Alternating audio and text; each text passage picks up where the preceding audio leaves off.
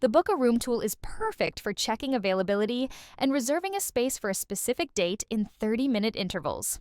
If your needs are more complex, consider using the Add New Request option for a more detailed booking process. To start, click the Book a Room link, then specify the building where you'd like to reserve space and enter the number of attendees for your event. Next, choose your preferred date and, if you wish, the time of day, morning, afternoon, or evening. Hit the Search button to view available time slots. Once you find your preferred space, select the 30-minute time block or blocks you'd like and click the Next button to proceed. Now, input your general event information. Provide the event name, type, and choose from the organizations and setup types available. The organizations displayed are linked to your ou.reserve account, and any applicable space or resource charges will depend on the organization you select.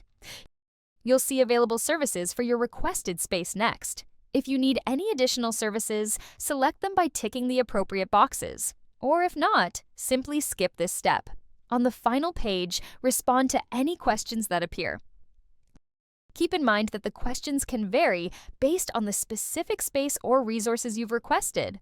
When you're ready, click Submit to complete your request. The space manager for that facility will then review your booking request.